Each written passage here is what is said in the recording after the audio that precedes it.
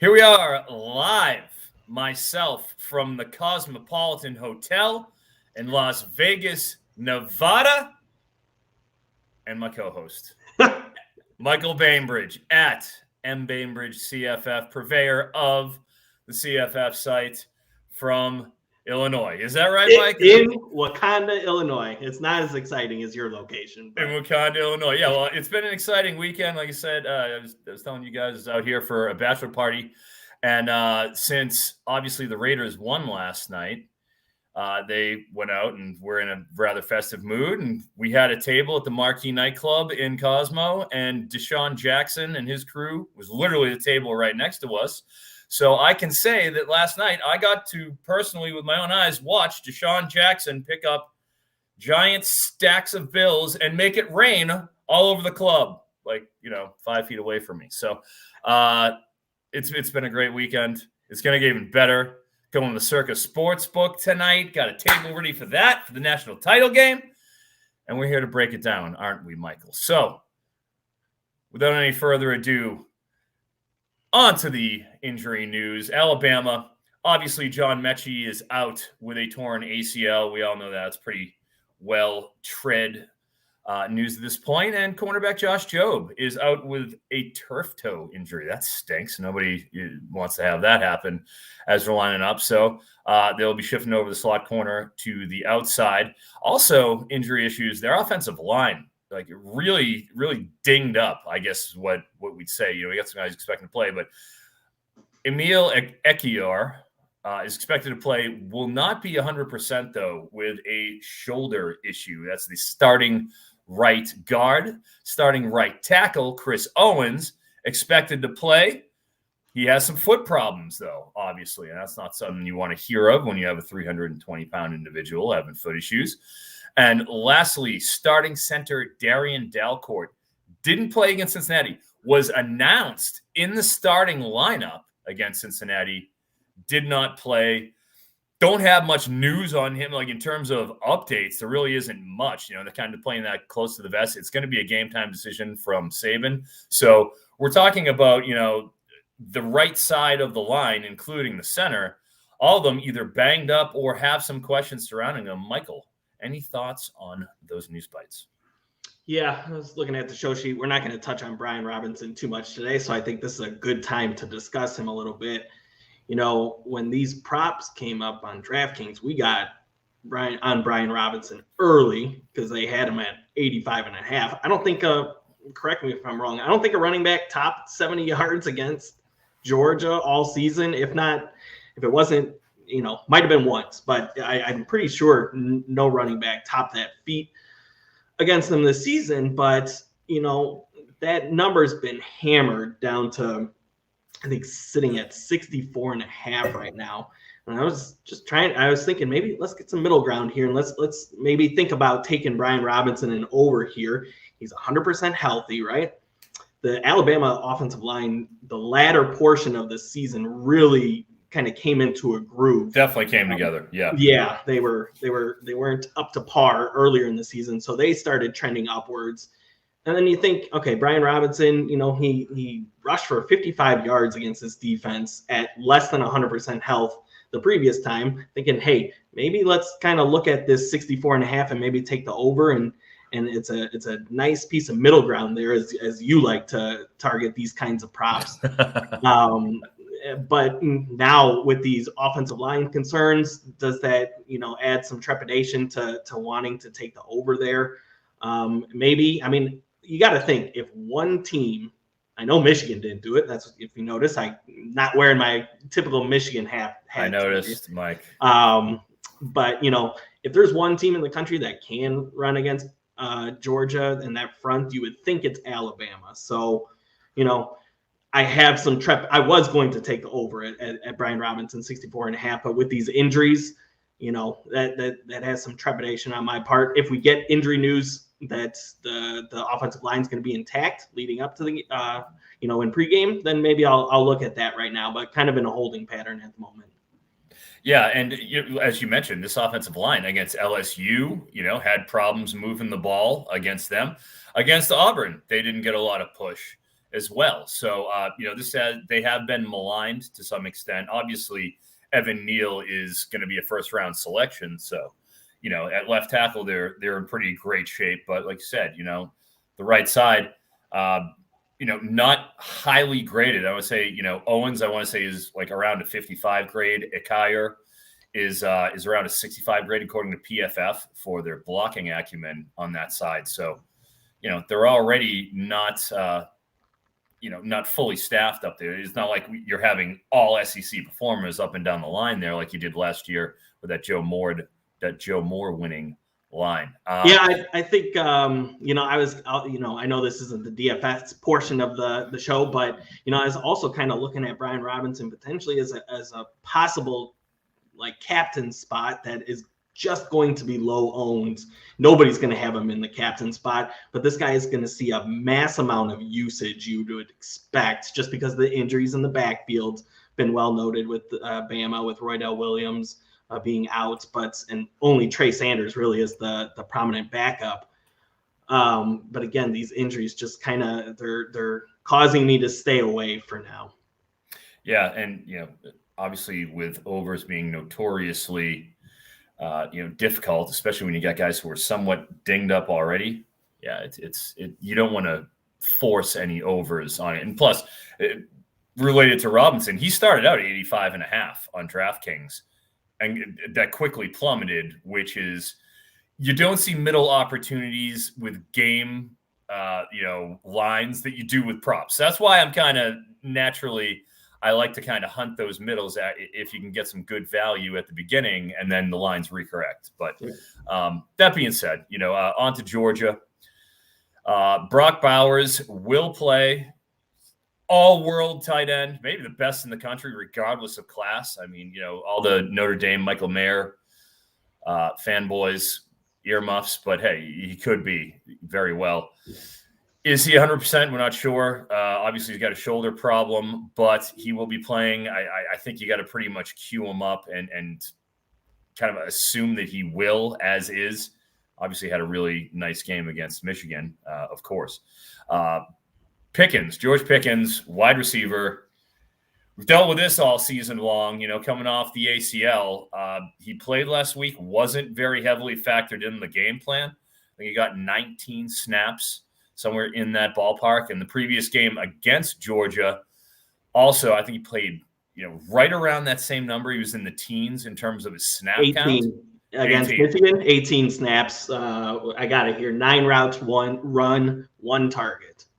Yeah, again, so he's last 2 games, the only thing 2 games really played, high teens. So we've seen in terms of, he's been an interesting case, Pickens, because he was pretty high right out of the gate. I want to say that he opened at 47 or 45 and a half. It was somewhere in that ballpark, like the mid 40s.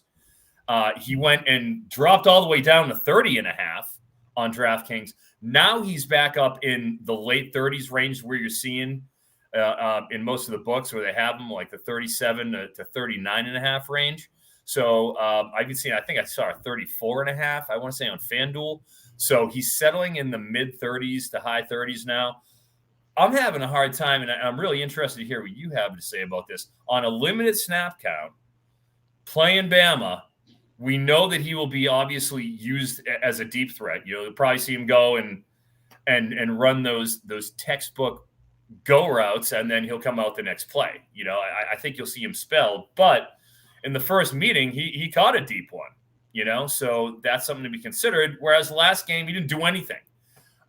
Didn't need to. That. It didn't need to, but he did. Yeah, I know. Michigan, that, Mike. The only thing we saw out of George Pickens, of course, is some highlight reel block he had on a Michigan cornerback. All right, enough of that game. We're not talking about that game. With regards to Pickens, I mean, I get it. Georgia's extremely talented, really good, but this is why I've harped on all season long that I hate them on like a DFS slate, right? And you can kind of relate it to the prop bets where you see like 5-6 guys from Georgia and they're all between 30 and 40 receiving yards, right? The target distribution, aside from Brock Bowers, is just so dispersed amongst the 5 to 6 wide receivers that are going to rotate in and out that it's really tough to decide, like, hey, which do I want to target here, right? So, I mean, we don't have all the knowledge here. So I kind of looked into what kind of the Georgia beat writers are saying, and their primary beat writers saying, hey, expect George Pickens to see between 5 and 6 targets today. Okay. That would be exponentially. If you have to figure, if he's getting 5 to 6 targets, he's going to see exponentially more snaps than he did versus Michigan and in Alabama in the previous matchups. Do I want to go there? No, it's just too risky of a play for me. But like you said, I don't know what his average depth of target, but you have to think if Stetson Bennett's looking his way, it's going to be with a deep shot here or there. So, I'd lean the over with yards with him. He's tempting on Prize Picks, sitting at 1.5 receptions. If this report from the beat writer comes true and he gets 5 to 6 targets, he should at least get 2 catches, you would think, right? Yeah. I mean, certainly you think so. If he's getting that kind of volume, my God, I mean, that'd be a dream. But we just haven't seen it yet. Obviously, it's the Natty.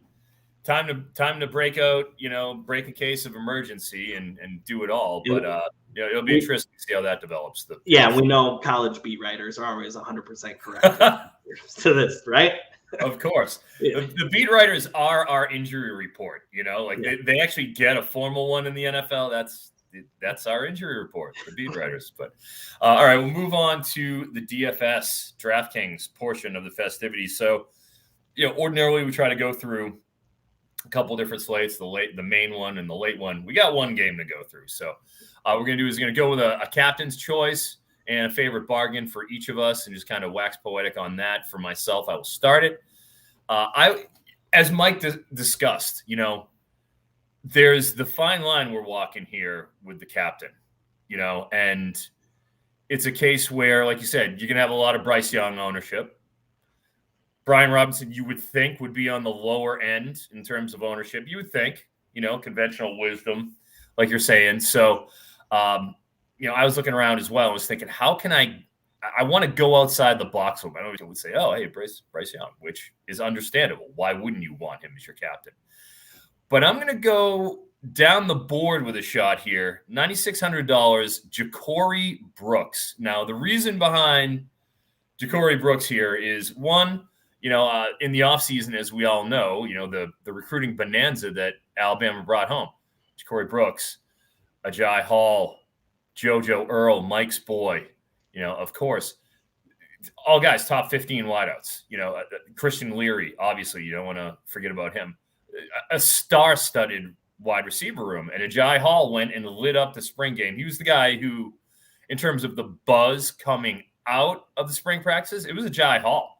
I mean, made a couple great sideline catches in the spring game itself, opened eyes. But the most highly rated recruit out of all of those star receivers they have right now is Ja'Cory Brooks. He's the number 3 wide receiver, according to 247 Sports, 5-star. And even though he was well thought of in spring, he didn't have the most buzz. JoJo had a lot, obviously, and so did Ajay. Ja'Cory Brooks has carved out his niche as the next starting wideout. All those guys, you had a full boat. You had a whole Trayshawn Holden, Javon Baker, they're all there. Ja'Cory Brooks got the start last game. Not only did he get the start, Jameson Williams logged 69 reps. Ja'Cory Brooks logged 60. Okay? Slade Bolden, starting, slot receiver, 45. So what we saw is, we didn't exactly know how the distribution was going to look like in terms of snaps. Javon Baker went and put up 17 snaps, I believe, is that case was. And he actually kind of rotated through with Bolden as opposed to with Brooks. So he got the start, he started, played a full complement of starter snaps. Hey, if you're going with an outside the box, you want somebody who isn't going to be completely, totally over-owned in what is, a short slate here, I'm going Ja'Cory Brooks.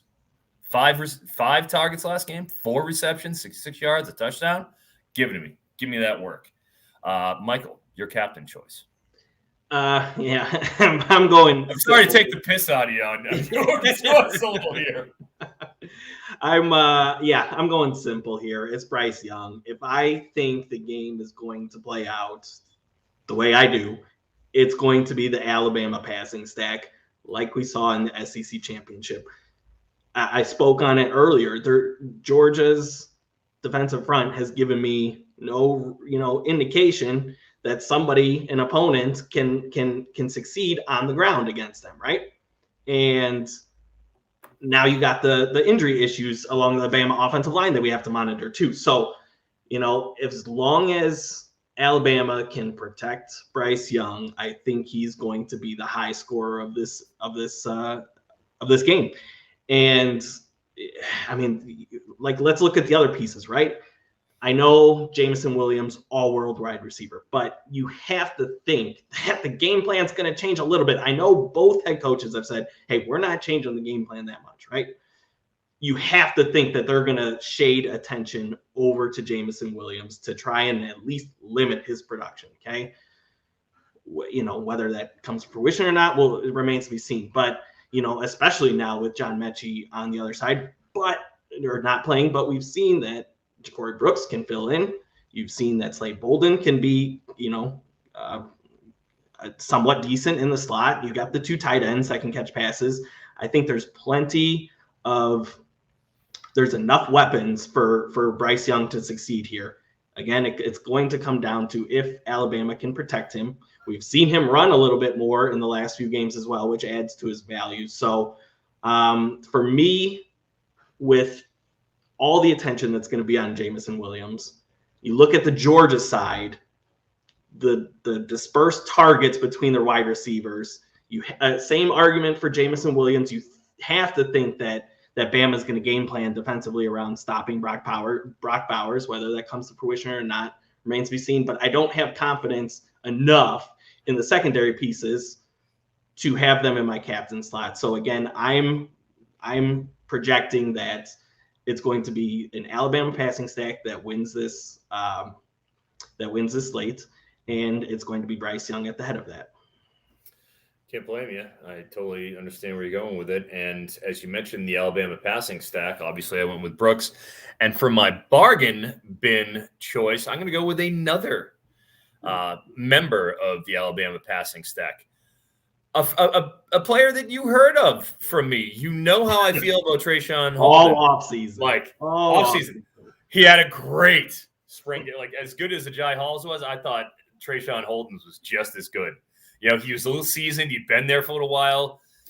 Saban usually doesn't rely on freshman wideouts. I was like, oh man, God, he was he was a real sleeper for me that I was interested in. So when I saw him pop up on this slate, $1,500 minimum price for the single slate, $1,500. By far, I think he's the best in terms of the minimum price guys. For my money. And keep in mind, all right, does he play a lot of snaps? No. However, Holden has caught 2 passes in 3 of the last 4 games. Okay, so he's out there. He's in the rotation. He's out there getting work. You don't know what can happen. Bolden goes down. Boom, Holden's coming in. He's coming right in. Anything can happen. Somebody drops a pass. In comes Holden. Or just, it's the passing attack is working. And you need that $1,500 flyer because you're just jamming up the rest of your spots. I like him as a down the board play. Michael, who is your favorite bargain play? There's a lot of them to choose from, in my opinion, for this game. I'm going Jahleel Billingsley. Again, 2,000. It's reasonably priced there. I'll pull some stats. Was on the field 38 of 77 offensive snaps for Cincinnati.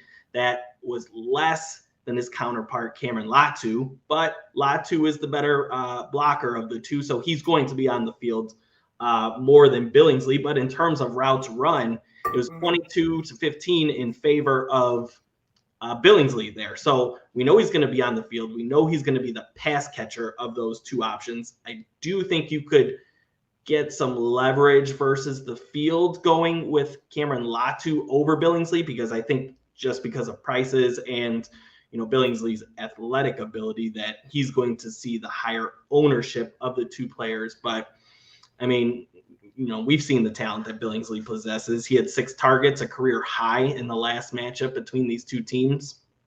So if again, I'll speak to same premise with the Bryce Young selection. I think it's going to be the Alabama passing stack that I'm siding towards in this game. So Billingsley will be a part of that. And if I can add to another play that I did not list was Darnell Washington for Georgia. I do like the tight ends in this matchup. He's, some would say, an overrated talent, but he's massive and he's on the field quite a bit. If Brock Bowers is less than 100%, maybe Washington sees an uptick in targets.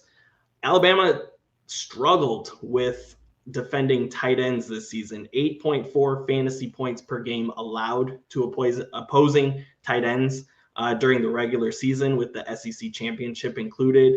We know Brock Bowers went for 15 targets versus Bama last time. So Darnell Washington, another pivot play if you want to maybe fade Brock Bowers. Yeah, and that even to dovetail Washington with that, I was looking at the Prize Picks slate, which we'll actually kind of move right into now, the Prize Pick stuff. Promo code BetSpurts. You go and make your deposit for the national title game. They will match up to $100 of your first deposit if you put in the promo code BetSpurts on Prize Picks. And the reason why you'll want to get in there is because I was looking at Darnell Washington, and he's, I believe, 2 fantasy points is all you need in order to get the over out of him. And I was looking at it, I was like, ooh, 2 points. Like 2? That's 2 catches. That's it. He just has to duck out. Like you said, he's on the field a lot. I mean, he's in line, but he's on the field. If he just gets a couple of releases, steals a couple of those targets from Bowers, he only needs an 11-yard reception, and you're over, So definitely something to consider for your Prize Picks lineups when you're messing around if you want to go that direction with Washington. And heck, even if he catches one pass, just on the goal line, catches a touchdown, you're gold. But as far as my recommendations for Prize Picks, the aforementioned, I'm heavy Ja'Cory Brooks here for this slate. They have him at 2.5 receptions and 38.5 receiving yards. I think that's a smoking deal. In fact, when DraftKings initially dropped their lines and we went through this, Mike, we picked up Brooks at 37.5 receiving yards, and it shot up fairly quickly. I want to say it's at 47.5 is where it's at right now. So, it shot up that 10 yards. The fact that you're getting, I think you're getting a pretty good amount of line value here at that 38.5 with Prize Picks that you're not getting on DraftKings and FanDuel. So you're getting about 10 yards. If this is something that, you're interested with Brooks, this is the only place you're going to get his receptions. 2.5 is a smoking deal. Like we said, 60 snaps last game. Cincinnati. 2, you got Kobe and you had Sauce Gardner. As in terms of cover corner tandems, that's as good as it gets. And he had no problem handling those two. Having the secondary coverage, from Georgia, I think if they're going to be keen on Jameson, I just think it's Ja'Cory Brooks time. So I will lay off. Obviously, I've talked about him ad nauseum here. And then my second recommendation on Prize Picks, Kearis Jackson, Georgia. 7.5 receiving yards is the line. I'm going under. I'm going under.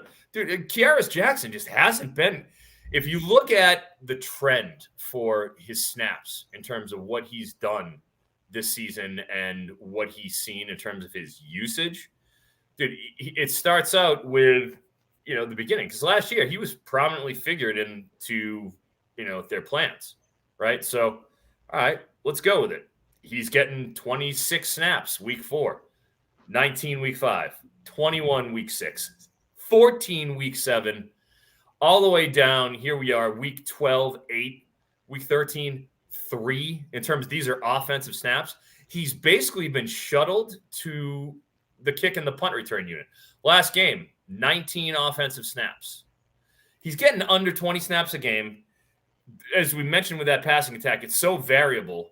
He's out of the slot. He's not really an important part of the offense. When he does catch passes, it's a short one. When it comes to his actual, production, and what he's done over the past few games, I mean, it's one target. He's getting one target a game. From Missouri on, week 10, 0 targets. Tennessee, you got 2. Charleston Southern, he got 1. He didn't catch it. Georgia Tech, he got 1. Alabama, he got 3, catching 1 for 4 yards. Michigan, 1 target for 8 yards. He just isn't a part of the offense. He could very well go out there and not even – they could just not see any work at all and just be on the punt and kick return team. I've faded Kearis Jackson dating back to 2020 so many times. I'm going back to the well one more. Kearis Jackson under 7.5 yards. You like these plays. I struggle with it. It's the same argument with Darnell Washington, right? You catch one pass, you're likely going over. Real quick, a play that I had for NBA that was touted to me was Jalen Smith, the center of the Suns, over 0.5 assists. And even if the projections tell you he's not going to get the assist, even if his stat line says he's gotten it once out of the last 10 games, he needs 1 assist to get there. This is a little different, I think, but it's the same premise, and I can't fathom taking an under here. But hey, you hit a Travell Harris under 4.5 rushing yards early in the year. That was a magical play. But the thing is too, and it's not so much this play, I guess, by itself, but when you see, and FanDuel does this a lot, they list just a ton of guys. They send out a wave of players. And a lot of them are on that lower end. They're under 20 yards. And it's just math that they're not all going to – LSU receivers. They're not going to do it. Yeah, it's exactly what we did with, you carpet bomb those with the low ones. You just go, all right, I'm going to take all 5 of these guys, 1, maybe 2 hits, but I know I'm cashing. And it's not sexy. But damn, it's been effective this year. If you're going to put out those low lines for players that don't get much usage, well, fucking take them all. Yeah. So that's kind of the methodology behind that. We can advise the listeners to don't do a power play on the Kearis Jackson, but maybe in a 5-pick play in a parlay, you would have this Kearis Jackson under. I will add it just for you. Fair enough. Today. Where am I going? So I knew you would steal the Ja'Cory Brooks one. So it's the benefit of getting to the show sheet first. Obviously me and you were both in agreement. We're in lockstep with that. Of the props in this game that I've mixed in with NBA or even a little Counter-Strike operative, I'm a degenerate these days. But of those picks from this game that I've mixed in with other sports, it's been the Ja'Cory Brooks overs. I mean, you got to think, right? In the last meeting between Mechie, Holden, and Brooks, you had 12 targets, right? You had 12 targets. So he's just math, almost like you said, right? He's going to have the opportunity tonight. If coverage is shading over to Williams, he's going to get some targets. So, again, just hammering home the point here. We love the Ja'Cory Brooks overs. I went James Cook over 2.5 receptions. Kind of the same premise with my Jahleel Billingsley selection. The Bama linebackers have struggled in coverage this season. The numbers are better when you look at the tight ends, but they're going to get James Cook involved in the passing game, whether he's in the slot, out of the backfield, flexed out wide like we saw against Michigan where he caught that 60-yard pass. 4 receptions each of the last 2 games, 9 targets combined. Per college football data, Bama is 89th in success rate allowed on running backs. On running back targets, 89th percent or success rate in the country against running backs in coverage. So, a talented player like Cook, he's hit it the last few games. I think he can get over that. I do like both of his receptions and receiving yards. So you might like receiving yards a little bit better. He's on, 20.5 on DraftKings, where he's 5.5 on Prize Picks. So, I actually might like the over on receiving yards on DraftKings a little bit more. Yeah, you get a 20%, favorable value in that, as opposed to 25.5. You should take the 20.5, especially since you don't have to pair it with anything with Prize Picks. You can just bet it straight, which great. I mean, just take it to the pay window. It's funny you should mention Cook because, we'll go on to FanDuel. There's a couple of plays I like on FanDuel that we do obviously here. And it kind of dovetails with the play that I'm going with. FanDuel, I like Zamir White under 47.5 rushing yards. And a lot of it has to do with, as you mentioned, Mike, game flow and game script and what Georgia is going to have to do, to beat Alabama. And I just don't think the plotting Zamir White, first off, 4 guys could get carries. Kendall Milton's back. Obviously, we see McIntosh getting work. A lot of his lines are out there, and we hopped on his under receptions pretty quickly. As soon as two and a half receptions. Yeah. 2.5. It was wild. Like, all right, fine. Kendall, if McIntosh catches 3 passes, okay. All right, fine. You got me. Yeah. Take my money. Fine.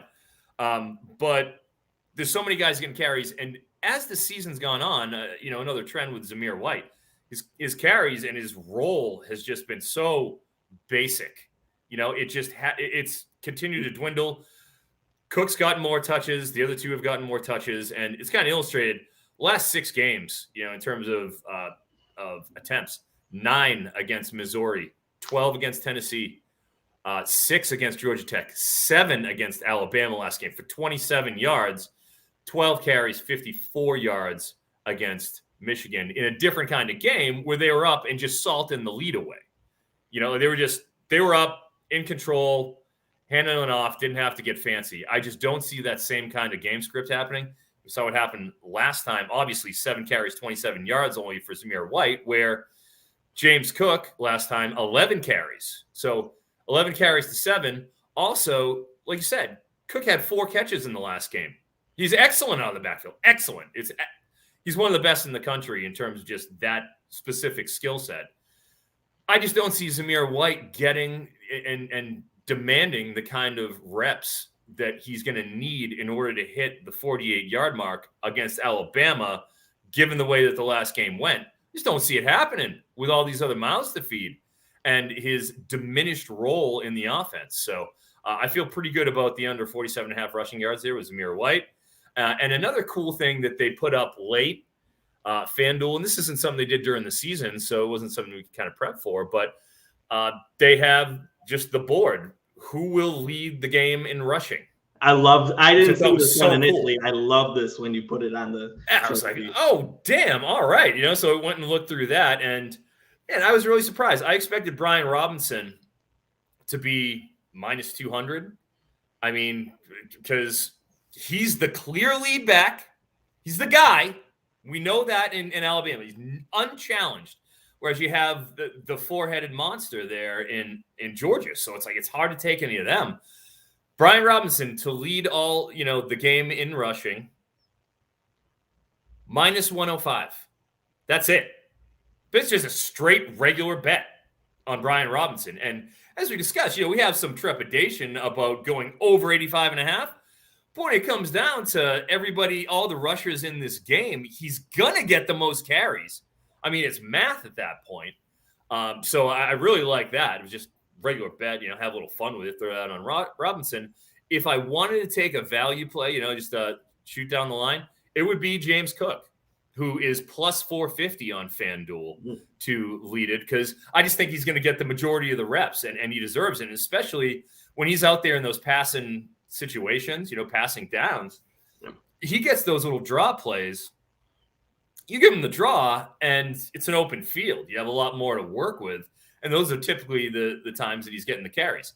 So if I had to go plus 450, obviously on James Cook. But I also like, if you're going chalk, you're not getting dinged. It's only minus 105 to go chalk. It's pretty much even money. Hey, go with it. Go with what works.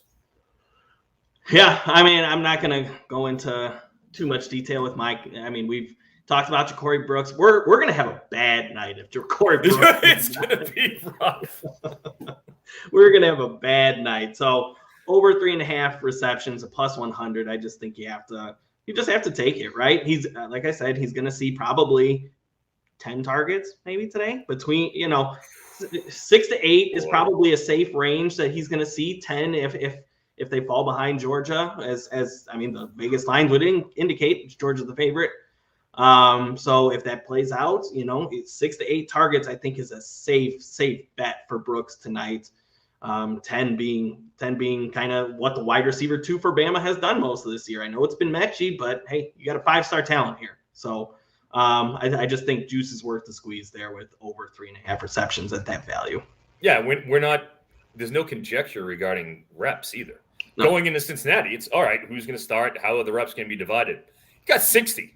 Yeah. You got 60. You can throw in. You can absolutely throw out his target data from last week. It was the game plan was clear at the onset of that game. We're going to hammer this G5 opponent with our mammoth offensive line and Brian Robinson.